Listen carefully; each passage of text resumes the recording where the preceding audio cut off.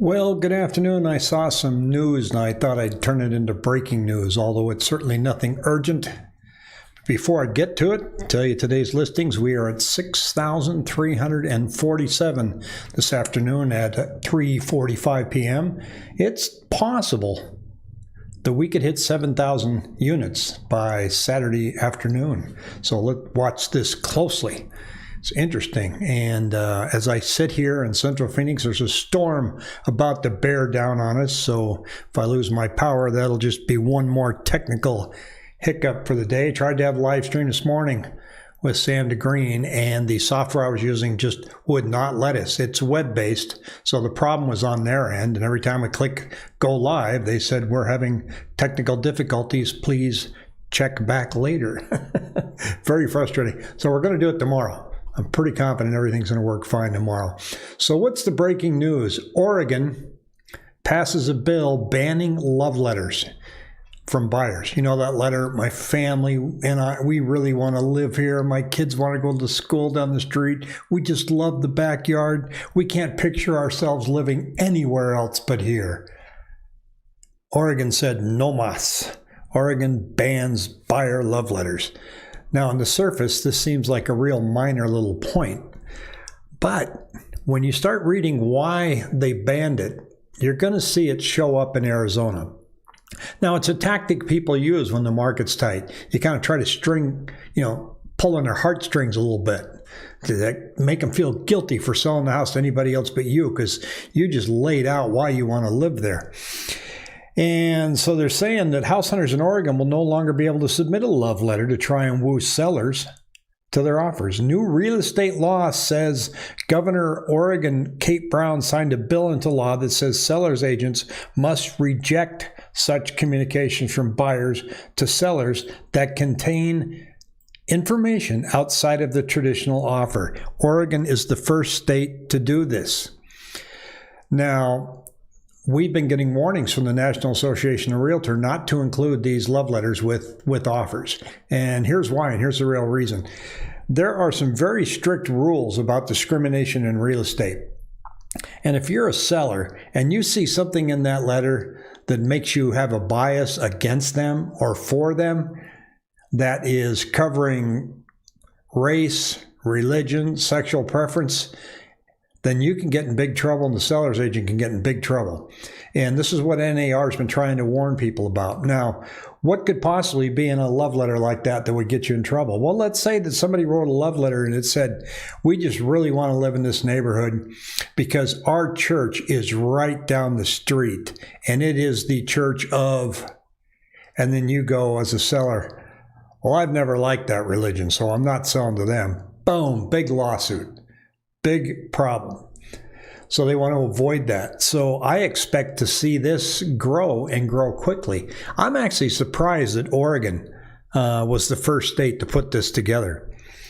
It said in Oregon, love letters will no longer be an issue under the new state's law. So it said the practice of using love letters has remained popular as buyers face fierce competition for housing and have been desperate to make their offers stand out. Bidding wars have grown common. The average sold home in May had 5 offers, according to the latest Realtors Confidence Index survey. Now, as inventory starts to come up, let's hope these bidding wars start to go away. There's a couple other headlines here I can't wait to read.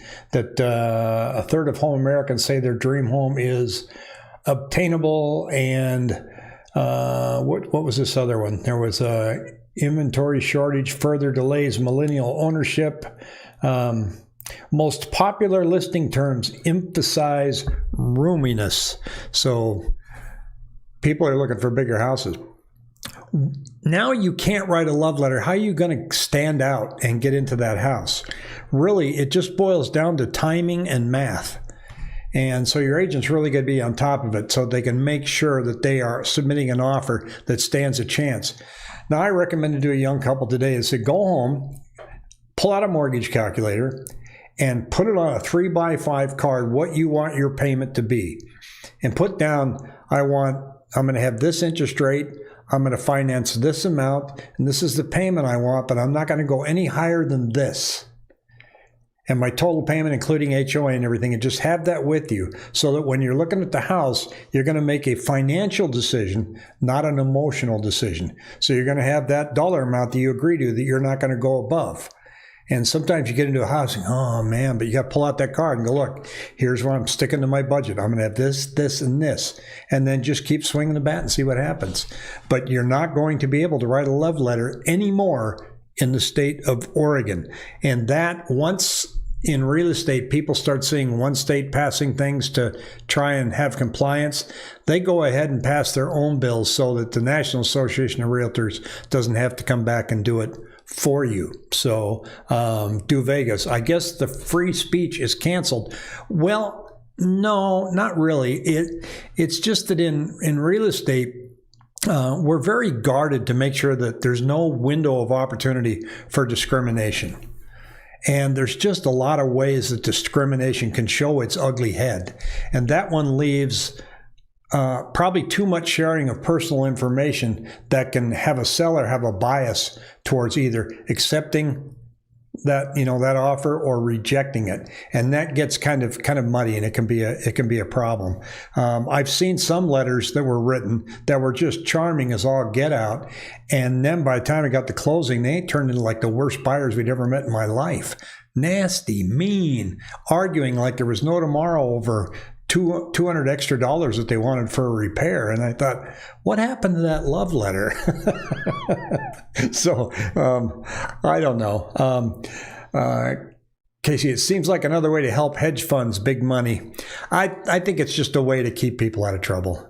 You just keep walking into this wall of getting yourself sued as a seller. And so as long as you can eliminate any of those possibilities, it's good for the seller. There were a lot of anti-discrimination laws passed in the 60s and then again in the 70s to prevent any type of bias in the home sale process. And so they're just trying to be very, very cautious to make sure that nobody crosses that line. I don't mind it, I got to be honest with you. I like to see the real estate deal come together because the math is right. And it's okay for the agent to say, this couple really wants to live in this neighborhood. They love your house. I didn't disclose anything about the couple. I didn't disclose anything about how many children they have, what religion they are, what race they are. I can say this couple really wants this house. Now, if they say, tell me more about the couple, my hands are kind of tied. So I can say, they got married in, 2017, but I can't divulge too much more than that. Now, I have in the past said, would you like to meet them? And we sat down and had a meeting with the sellers, and they just kind of sat and talked back and forth. The other agent and I were kind of nervous about that, but they really liked each other, and the house was sold. But we were not in a multiple bid offer situation at that point. Right now, I think that'd probably get me in a little bit of trouble, so I don't think I want to pull that one again. Hey, tune in tomorrow morning at 8:30 when I've got Sam on, because he's going to have some great stuff on the results of the Senate hearing with Fed Chairman Powell this morning. It was quite interesting, and it moved some numbers. Have an excellent Thursday. Stay dry.